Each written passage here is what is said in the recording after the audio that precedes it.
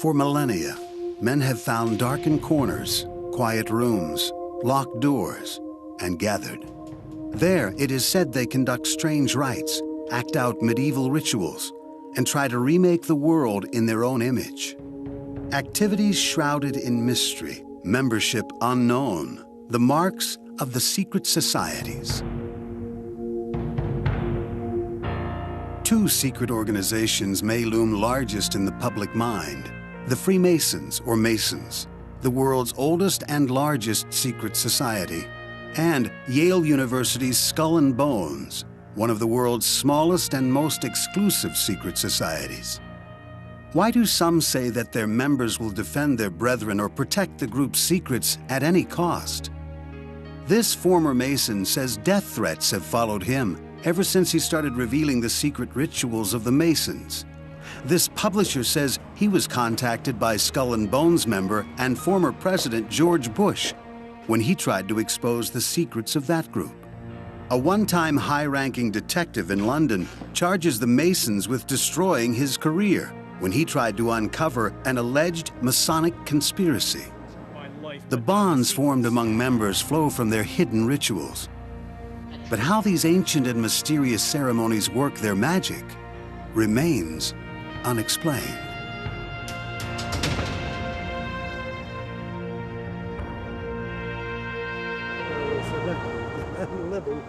In every country, Freemasonry has its unique character and its unique enemies.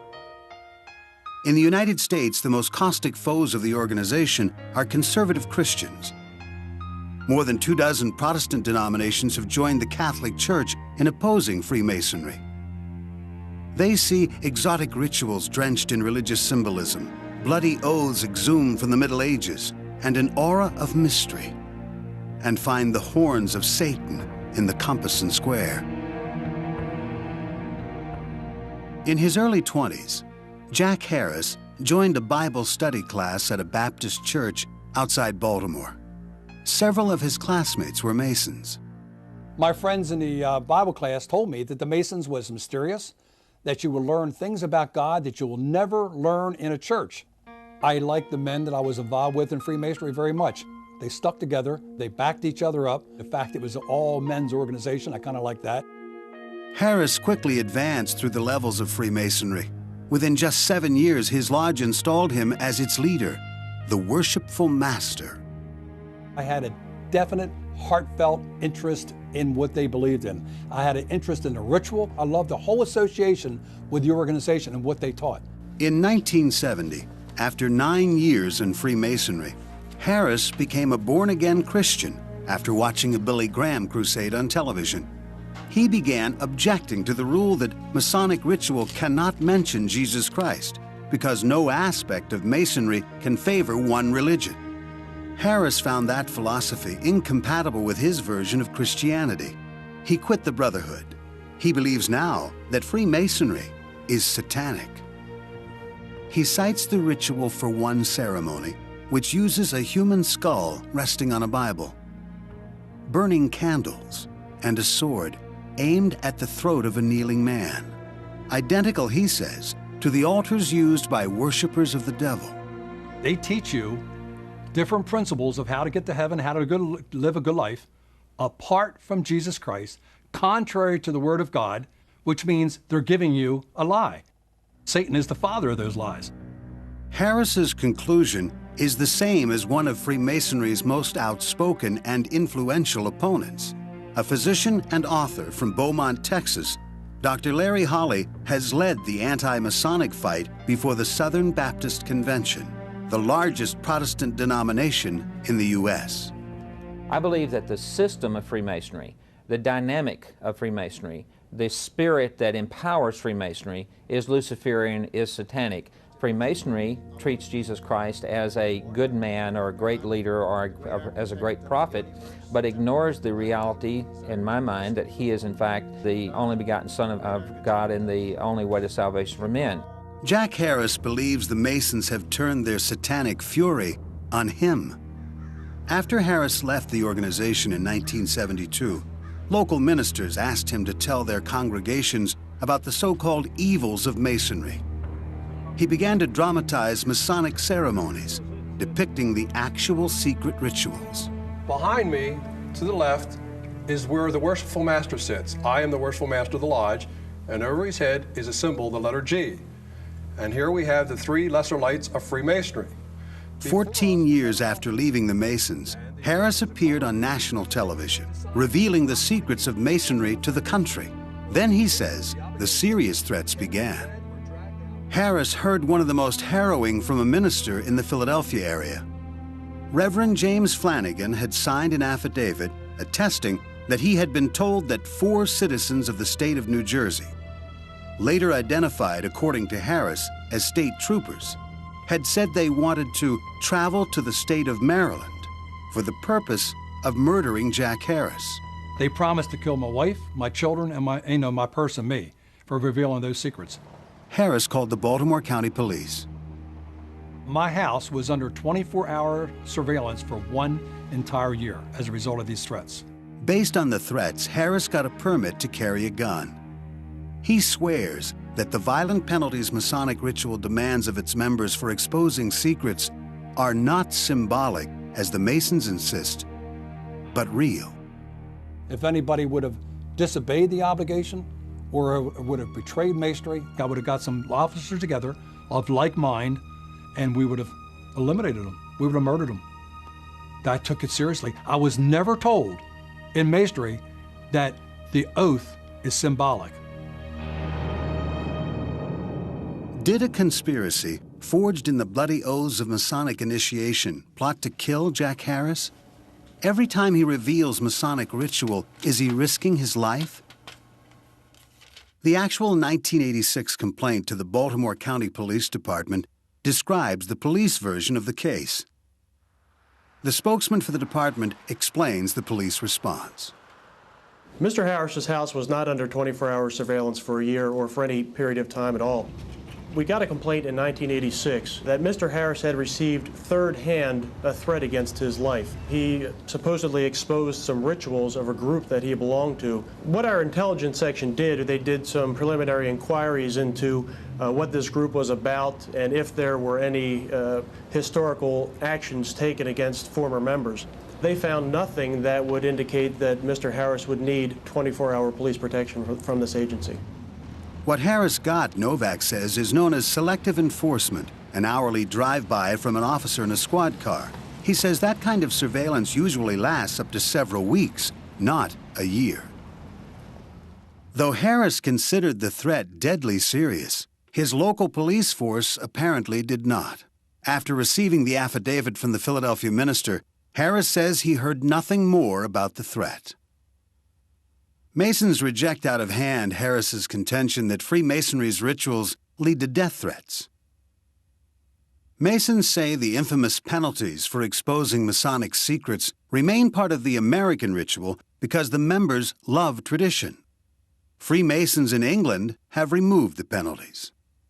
George Peter, a Mason for 48 years and the head historian for the Masons of the state of New York, says the penalties are strictly symbolic. No Mason, he says, ever is expected to injure or murder another Mason. People need to know that you are not binding any individual to have that happen, and it does not happen and never has happened. The penalties, according to Freemasons, exist instead to remind members that a man's life contains sacred commitments to family, country, and religion that he should be willing to die for. The penalties supposedly protect secrets, but Masons downgrade the importance of those secrets. They say the secrets exist only so one Mason can identify another. If we have a member that goes and gives all the secrets of Freemasonry, nothing should happen to that person. Death threats do not square with the principles of Freemasonry. In no way, shape, nor manner. It's just foreign to the concepts of Freemasonry. According to Masons, so is Satanism. They point to the G in the American Masonic symbol. It stands for God. Gary Leeser holds a doctorate in the philosophy of religion and identifies himself as a conservative born-again Christian. The ordained minister directed the 1993 investigation of Freemasonry for the Southern Baptist Church. Dr. Leeser is now a Mason. I have studied Freemasonry almost full-time for 4 years. I have read both Masonic books and books by Masonic critics, and I have examined them carefully, and I have yet to find anything in Freemasonry that I would consider to be satanic. Masonic critics believe there are only two possible understandings of God and the world. One is God's side, and the other was everybody else, or Satan's side. Did the hand of Masonry try to kill Jack Harris? Without any real proof, all that remains for some is a fear of the secret society. Historians say Freemasonry, founded in 1717, has influenced virtually every fraternal order and collegiate fraternity. Wherever men meet and adopt secret rituals, they share the legacy of the Freemasons. Nearly 6 million members of all races and religions, all men, and all believers in a supreme being, meet in nearly windowless lodges throughout the world. There, facing a central altar, their chief officer sitting in the east, they perform intricate dramas, usually based on stories from the Old Testament. The ritualistic plays are the initiation ceremonies for each new member and the core of the Masonic rites. The rites, according to the Masons, teach the value of honor and love, or the struggle between insight and ignorance, and the importance of trustworthiness and keeping confidences. Those values helped to convince 13 signers of the U.S. Constitution, including Ben Franklin and George Washington, to wear the Masonic apron. 15 presidents also were drawn to the rites of Freemasonry, including Harry Truman and Gerald Ford. Composers Irving Berlin, Mozart, and Duke Ellington were Masons, joining Will Rogers, Charles Lindbergh, and John Wayne. The rites change for each new lesson, called a degree. The essence of Freemasonry resides in its third degree. In that lesson, the initiate learns Freemasonry's essential symbolism and its most protected word as he reaches one of the pinnacles of the organization, the Master Mason degree.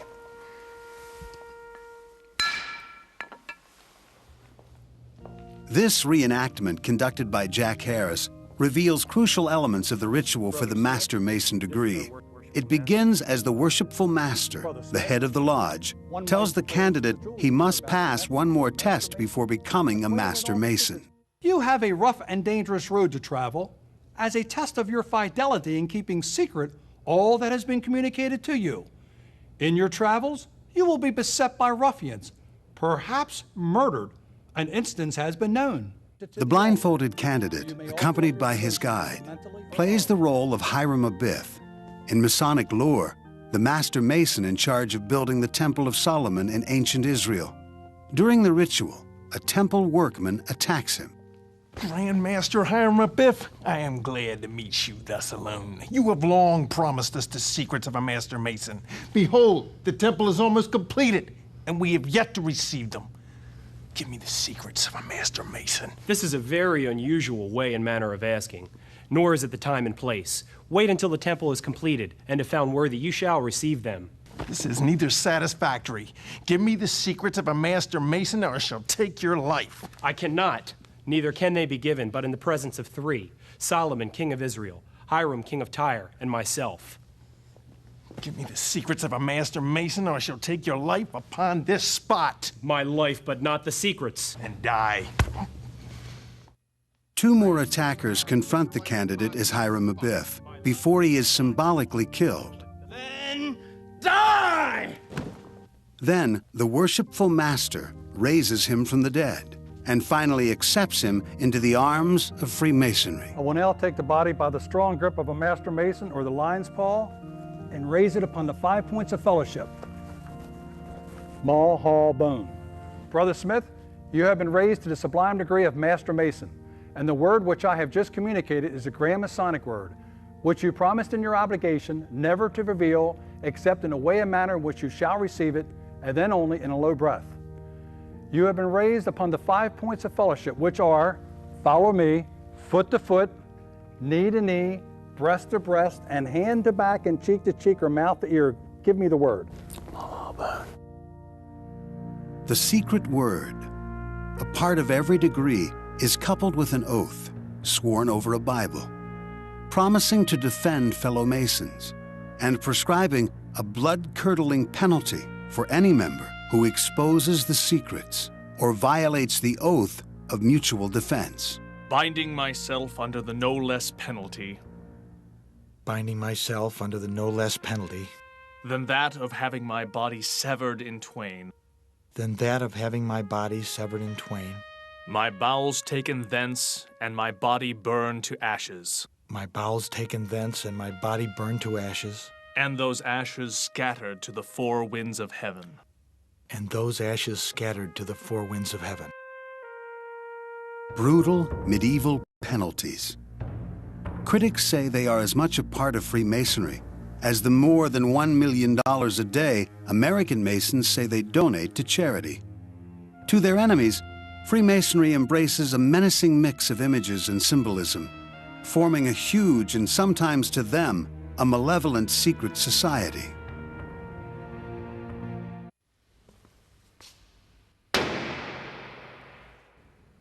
The mysterious rituals carried out behind the closed doors of the Masonic temples are said by some to nurture the seeds of conspiracy. London, the birthplace of Freemasonry, where the bonds among the brethren remain strong, perhaps some say too strong. In autumn 1981, Detective Chief Inspector Brian Willard took a new position with Scotland Yard. After nearly 3 decades on London's police force and 7 commendations, Willard won an assignment to the elite public sector corruption unit, the Fraud Department, investigating some of England's most politically sensitive cases. Willard's commander had assigned him to investigate a group of local government bureaucrats in Islington, a borough of London. They supposedly had overpaid a construction firm by the equivalent of nearly $200,000 in a complicated kickback scheme. Soon, Willard noticed something strange in the behavior of his suspects. It seemed that there was a network working behind the scenes which was ensuring that information about facts that we needed to know was not going to come out. Willard had been told that several of the men suspected of fraud were Freemasons. I was aware that Freemasonry had very binding oaths of loyalty one to another, and that when people are in distress, their brothers come to their assistance. And this is a case which was tailor-made for that. Willard heard a borough insider was boasting that the investigation would go nowhere because the suspects belonged to the same Masonic lodge as police officers in Willard's own fraud department.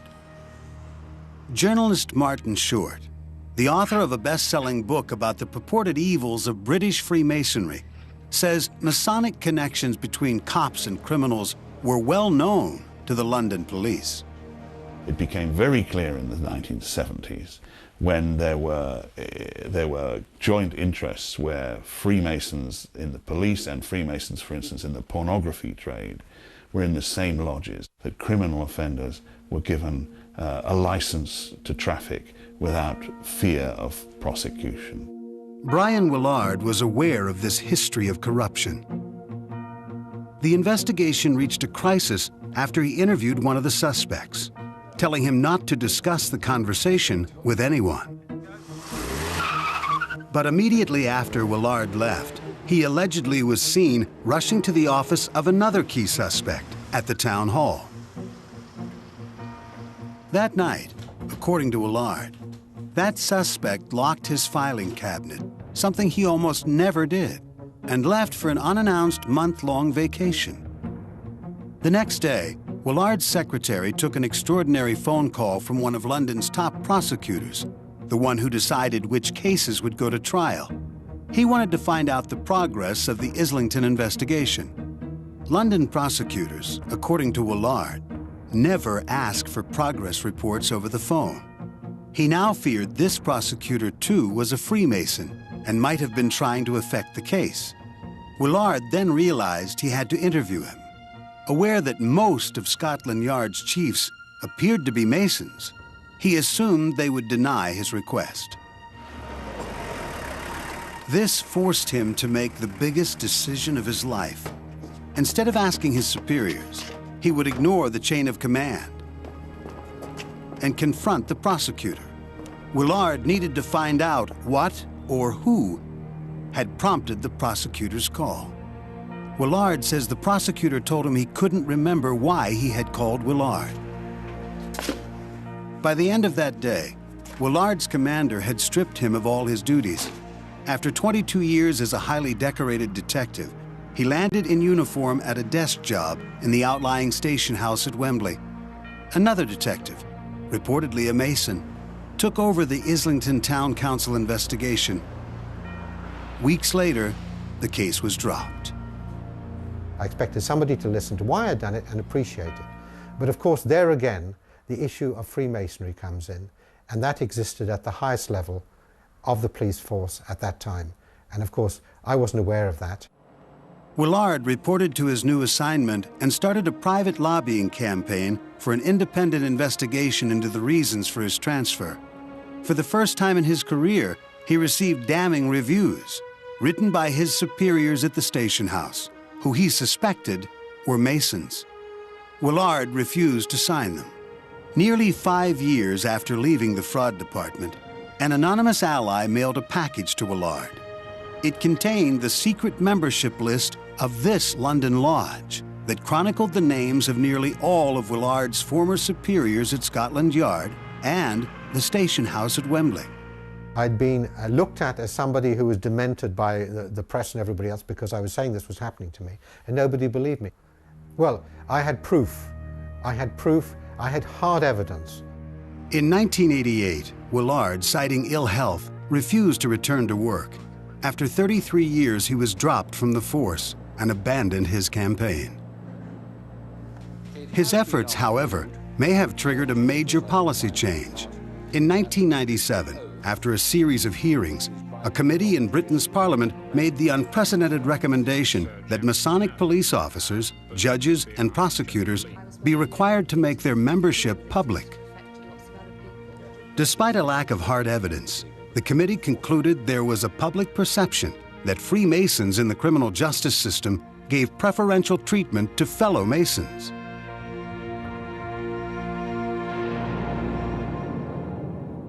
Was Brian Willard brought down by a Masonic conspiracy of police superiors, prosecutors, and corrupt officials? Are the bonds of Masonry so strong that they could compromise the sacred oath to uphold the law? Peter Burden, considered one of Great Britain's top crime reporters, was awarded the Order of the British Empire by Queen Elizabeth when he retired in 1996. He says Willard was transferred simply because he ignored the chain of command, and even today has never proven any of his allegations of Masonic collusion. I monitored the case over many years. The problem with ex-Chief Inspector Willard's case was the lack of evidence. I certainly was unable to establish any evidence. I spoke to many police officers who were non-Masons who said, well, we appreciate Brian is convinced this is happening. But it's a terrible expression saying, at the end of the day, where's the evidence? I think in the Willard case, it is quite difficult to actually prove that Masons did help each other. And yet, there's a lot of circumstantial evidence. Not only did Willard's case lack hard evidence, but he based several of his assumptions on the belief that Freemasons' oaths of mutual support could supersede the law. England's United Grand Lodge insists the oaths are never supposed to be taken to such extremes. It's impressed on every Freemason as they're going through the 3 ceremonies to become a Master Mason that their obligations are to God, to the law, to their families. And any obligation that they might feel they have to another Freemason comes very much down the line after that. In the case of Brian Willard, there is no proof of any Masonic conspiracy, only a perception that it could have happened. People misunderstand what goes on in the secrecy of the lodge and say that it's nefarious, it's conspiratorial. What it really is a ritual moment that endures and has emotional power in the sacred context of the Masonic temple. Who comes here? A poor blind candidate who desires to be brought from darkness to light and receive a part of the rights and benefits of this right worshipful lodge, erected to God. According to some historians, the power of the ritual derives from deeply male concerns, including the transition from boyhood to manhood, and the relationships between fathers and sons. By what further right does he expect to gain admission? By that of being a man. The heyday of the fraternal movement happened during the mid to late 19th century, as the Industrial Revolution took hold. Men, for the first time, were leaving home to go to work, and leaving women to raise the children. A previously unheard of emotional distance developed between young men and their fathers. And these rituals, in essence, confirmed the fears of the young man to his distant father, then work them out, ending in the young man being reconciled with his father. They embrace each other. The distant father, the young initiate, become brothers in the same family of men. According to Carnes, each Mason responds to the rituals in his own way, based on his private life. It is in this private context that the secrecy of Freemasonry has its greatest effect. He agrees with most Freemasons that for more than 250 years, critics have exposed the organization's so-called secrets. Anyone with access to a decent library can find them.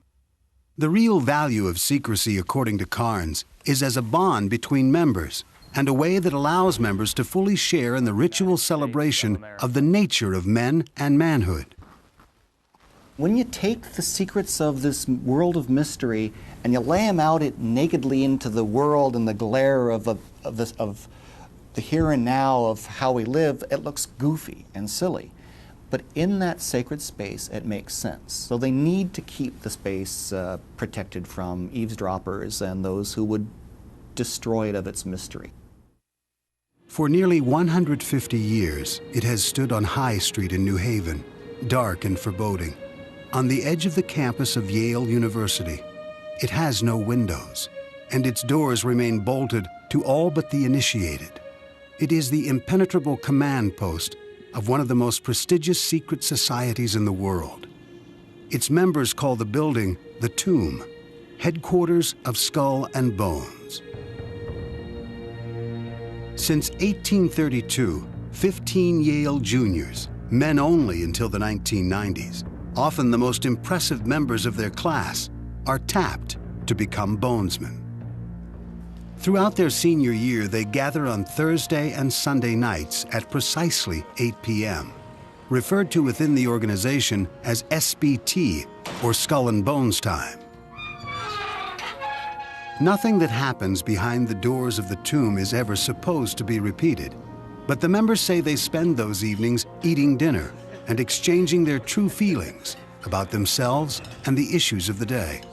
Discussion holds such a central position in Bones activities that bonesmen say the number 322 on the Skull and Bones insignia refers to 322 BC, the year the Greek orator Demosthenes died.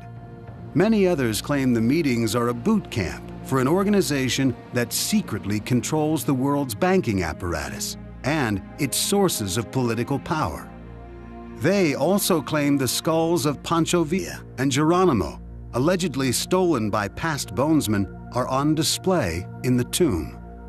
Legend holds that all bonesmen undergo a bizarre initiation, where they lie naked in a coffin in the tomb, as they recount the intimate details of their sexual histories. The most chilling of the sagas, however, refers to the awesome power of Skull and Bones. These men, and now women, allegedly of privilege and descending from America's oldest and wealthiest families, are said to be invited to join a lifelong secret syndicate. A syndicate which many believe has engineered a criminal conspiracy among the world's most powerful elements. The alleged conspiracy would have included some of America's most influential leaders. the history of 20th century America reads like a roster of skull and bones.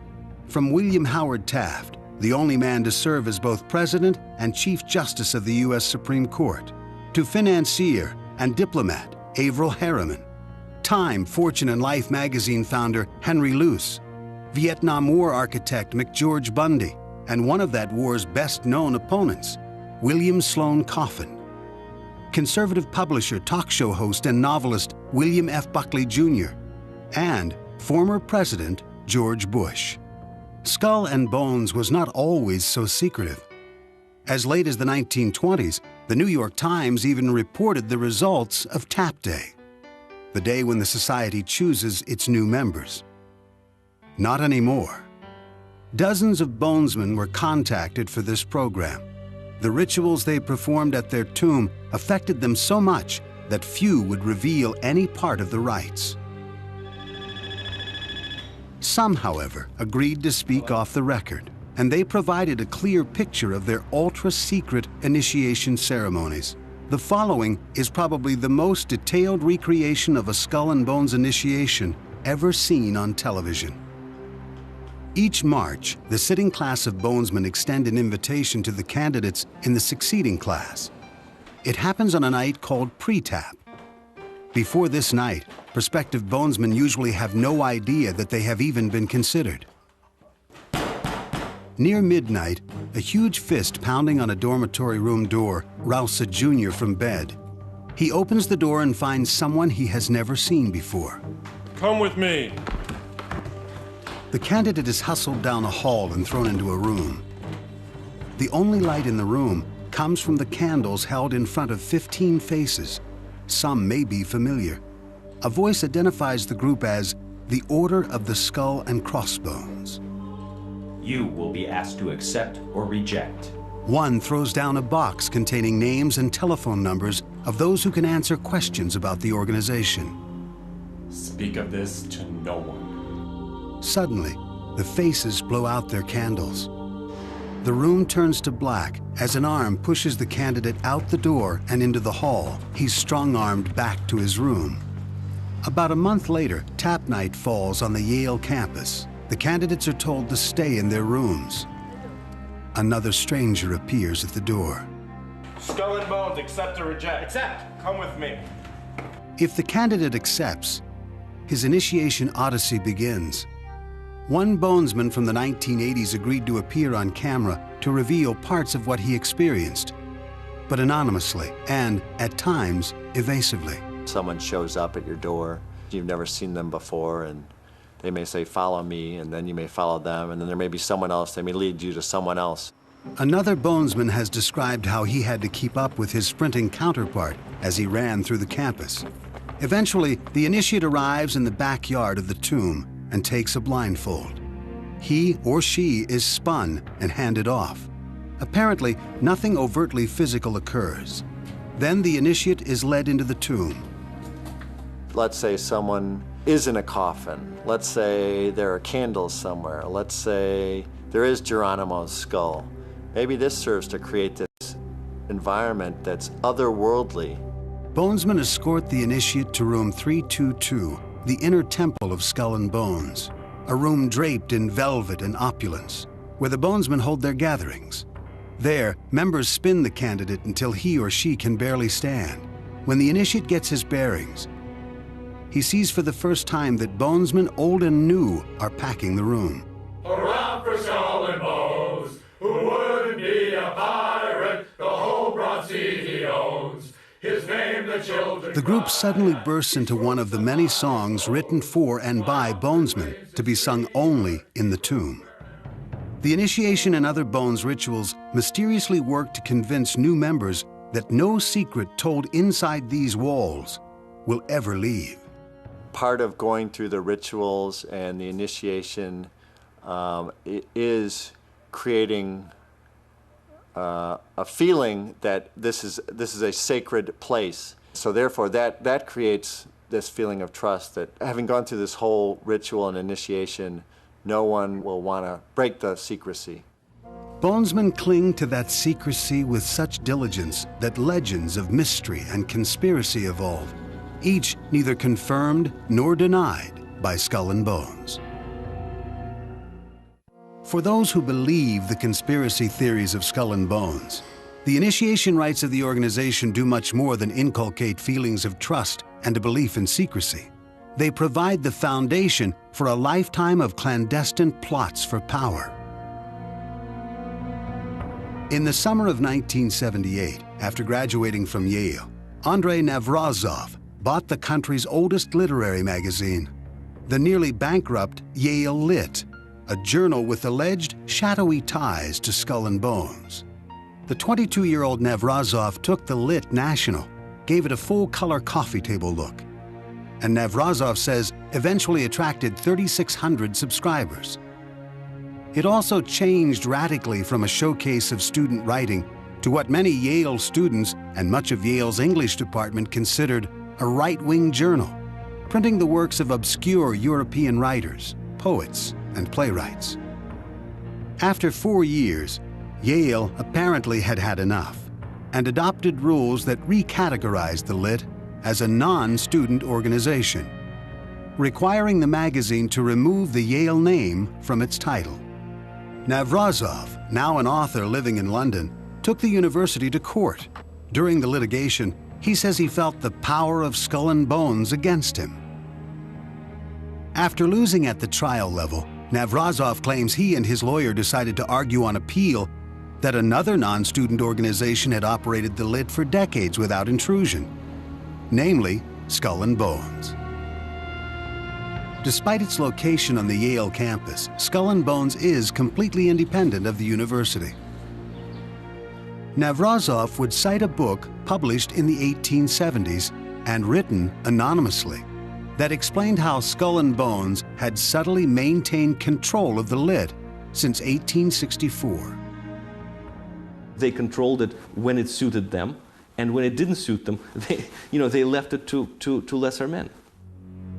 Navrazov says to prove his point in court, he would have to expose many of the secrets of Skull and Bones.